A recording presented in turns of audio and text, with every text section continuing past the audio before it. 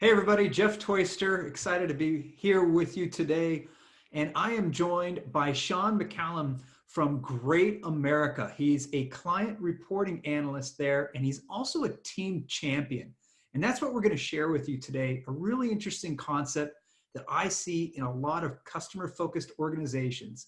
It's this concept of team champions or team ambassadors, people who are working with their peers to help promote the service culture. So we'll talk about what they do at GreatAmerica and how you can do it too. So just to get us started, Sean, how are you today? I'm doing good. How are you, Jeff? I'm doing awesome. Thank you for being here. I really appreciate it. And I think just to kind of set the stage for anybody that might be watching or tuning in, can you tell us just a little bit about GreatAmerica and what your company does? Yeah, so GreatAmerica is a financial services company. We primarily focus in office equipment leasing and some telecommunications. We have some servicing units. I actually work in one of our servicing units on the portfolio servicing side of things. So we provide lease funding to a lot of office equipment dealers and their customers. So one of the things that I've been impressed about in learning about GreatAmerica is how many different best practices your organization follows to really have a customer-focused culture. For example, one of the things you know so well, but our listeners may not, is if you call GreatAmerica, it doesn't go to voicemail. It doesn't go to this endless phone menu. A live, actual person picks it up, which I think is so cool. And I know that one of the things that you all do to help promote the culture is through your Team Champions program. Can you talk a little bit about what that program is all about? Yeah, so we have our customer service is really built on the GreatAmerica experience, and so we've got a corporate-wide or committee that focuses on this Team Champion program, and they select or through team nominations. Every team around GreatAmerica has their own team champion, and as a team champion, we are responsible for essentially making sure that the GreatAmerica experience is always top of mind. We're always talking about it every week, sharing examples. We have different principles that we might go through each week. But it's really just about, as a team champion, I'm making sure that my team is always thinking about the GreatAmerica experience and that outstanding customer service that we deliver. So I don't mean to put you on the spot too much, but in a nutshell, how would you describe the GreatAmerica experience? It's just when a customer interacts with us and they are done, they really just like to say wow and just have an amazing interaction with us. So it's just making sure that the customer is always satisfied and impressed and taken care of by us. We've got, like I said, we have a set of principles that kind of oversee it that we adhere to. You had mentioned about the no voicemail. We try to answer the phones within 2 rings with always a smile in our voice. And so when the customer calls in, not only are they don't have to sit on the phone very long before someone's talking to them, but when that person answers, they're just always upbeat, happy, and they're just excited to be talking to the customer. Now, one of the things that I've been impressed with in learning more about your company is you have what I would call a customer service vision. It's a definition of outstanding service that gets everybody on the same page. I think at GreatAmerica, it's the mission statement. And I hope I don't get it too wrong. I'm paraphrasing, but it's really saying that we're trying to ensure your success, because when I think about your business model, your customers are dealers who are, let's say, selling copier equipment, and you're providing an add-on service with financing to make it easier for them to sell that. So you're helping that dealer be successful. Did I get that right? Yeah, that's exactly it. We are committed to making sure that our customers have the most success possible. So as I imagine, as part of the Team Champions program, you're helping people on your team kind of understand what that means and understand how they do that. Where's the line between, say, a team leader and a team champion? Are they the same thing, or do they have different roles? So it kind of varies by team. We're seeing more and more around the company that the team leader, a team champion are different people. The team champion will, a lot of times we like to have them work in tandem with their team leader to make sure that they're on the same page. But really, it's going to be someone else's sort of peer working with them. That's very excited about the Great America experience and delivering that excellent customer service. What do you find are the benefits of having somebody who is a peer versus someone who has formal authority in that role as a team champion? I found that they're kind of in the day-to-day working alongside. So in my role, we have one of our other reporting analysts. I'm at the same level as them, and so I'm experiencing the same kind of interactions that they are. So I can relate to them a little better.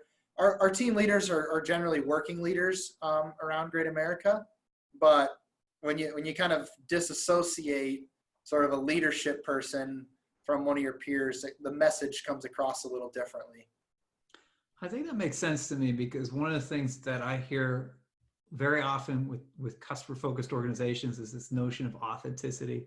And it sounds like what you're telling me is that, if you're working side by side with somebody, if you're promoting the culture, almost by definition, it's authentic because you're living the same daily work, if you will, that they are as well. That's exactly right. Yeah. And within our team, personally, we have, so I'm on the reporting side, so I don't necessarily interact with a whole lot of end user customers who are like calling in, but really talking with them to understand how their interactions occur. And then, hey, I might have something similar. Our different functions work really well together. So I just think that the kind of well-rounded, like you said, authentic, like I can relate to a customer calling in and what one of our account support advisors are handling.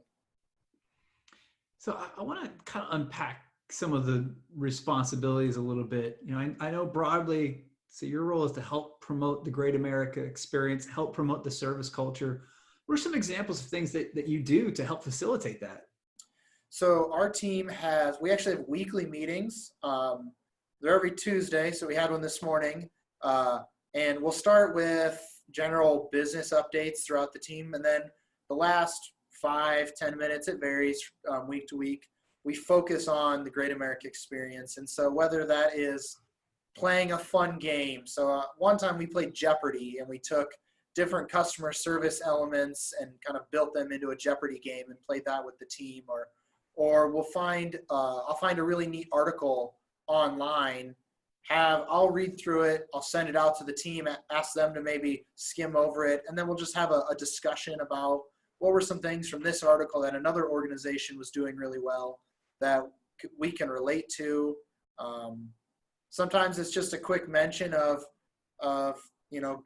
good job, John, on this call. You answered it quickly. You were very positive. Just kind of given real world examples that happened in the team, celebrating our teammates' successes. So things like that. And then around the company, other team champions will actually network with each other. So if I do something in my team that worked out really well, everybody responded great, we were having a good time, the message came across, in my opinion, really well, I'll shoot that activities to some of our other team champions like, hey, this worked out awesome. You guys should give it a try. And then if I get something from another team, might try, we'll have that discussion. Didn't work great for our team, but I really like the idea. Thanks. Keep them coming.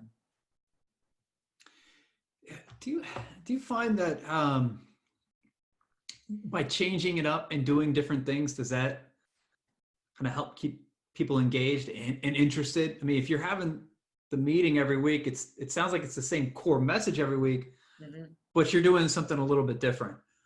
Yeah, it's helped a lot. So actually, at the beginning of 2019, we sort of took the month of January off to sort of reevaluate how we're doing within our team, the Great America experience messaging. Because, yeah, it was the same old stuff. We were starting to lose engagement. That's really, we came up with some games and different discussion articles So by changing it up, it's really helped keep the team engaged. I seek feedback from our team a lot on, hey, this is how I think about it. I'm trying to appeal to 10, 15 people. What do you guys think? What are some ideas that you'd like, to do? Any game ideas? Games have generally been the most popular. It's a good Tuesday morning. Let's play some minute to win it games, have some fun, laugh. But yeah, switching it up, and then really bringing ideas from outside our organization has helped, I think, our team a ton. So finding an article that talks about Amazon, where they're receiving customer calls, they have some examples that we can use, and it's a name that everybody recognizes, and so they can relate. Everybody's interacted with Amazon nowadays, and so it just helps some of those messages stick. Now, you mentioned earlier there's a team of team champions, or a group of you're in different teams. From your perspective, what makes a good team champion? I imagine are there certain qualities or characteristics that make someone really well suited for this type of role?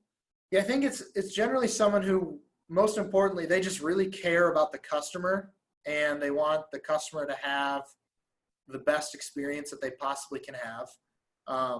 And then building on that passion for a customer experience, I think they need to be a little bit outgoing. They can't be too shy, because they'll have to interact with their teammates a lot, and maybe get up in front of their team and talk about something. And so if they can't, or if they have issues with that, or it's not their fit or their personality, it might not work. And then conversely, being able to, I think it helps to be able to get a little bit of feedback and be able to respond well to that. I know I've done some things, and my team knows that they can be harsh with me. And so if we do something and it just doesn't work, they can tell me, and I'm like, okay, I'll note it, and we'll just move on. But I think we really like to find people who have the passion for the customer service and the customer experience, and every interaction that they have, everything they do throughout their day, that's always at the forefront of their mind.